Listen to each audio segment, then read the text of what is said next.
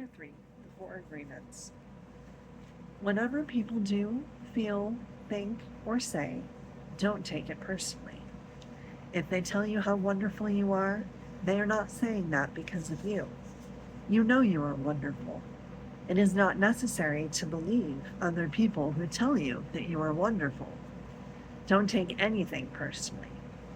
Even if someone got a gun and shot you in the head, it was nothing personal, even at that extreme. Even the opinions you have about yourself are not necessarily true. Therefore, you don't need to take whatever you hear in your own mind personally. The mind has the ability to talk to itself, but it also has the ability to hear information that is available from other realms. Sometimes you hear a voice in your mind and you may wonder where it came from. This voice may have come from another reality in which there are living beings very similar to the human mind. The Toltecs called these beings allies. In Europe, Africa, and India, they called them the gods. Our mind also exists in the level of the gods.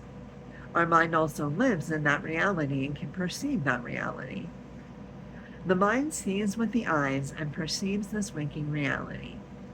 But the mind also sees and perceives without the eyes, although the reason is hardly aware of this perception. The mind lives in more than one dimension. There may be times when you have ideas that don't originate in your mind, but you are perceiving them with your mind. You have the right to believe or not believe these voices and the right not to take what they say personally. We have a choice whether or not to believe the voices we hear within our own minds, just as we have a choice to believe of what to believe and agree with in the dream of the planet. The mind can also talk and listen to itself. The mind is divided as your body is divided. Just as you can say, I have one hand and I can shake my other hand and feel the other hand. The mind can talk to itself. Part of the mind is speaking and the other part is listening. It is a big problem when 1,000 parts of your mind are all speaking at the same time. This is called mitote, remember? The mitote can be compared to a huge marketplace where thousands of people are talking and bartering at the same time. Each one has different thoughts and feelings. Each one has a different point of view. The programming in the mind, all of those agreements we have made, are not necessarily compatible with each other. Every agreement is like a separate living being.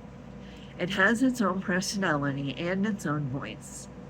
There are conflicting agreements that go against other agreements and on until it becomes a big war in the mind. The mitote is the reason humans hardly know what they want, how they want it, or when they want it. They don't agree with themselves because they are part of the mind that want one thing, and other parts that want exactly the opposite. Some part of the mind has objections to certain thoughts and actions, and another part supports the actions of the opposing thoughts. All these little living beings create inner conflict because they are alive and they each have a voice. Only by making an inventory of our agreements will we uncover all of the conflicts in the mind and eventually make order out of the chaos of the mitote.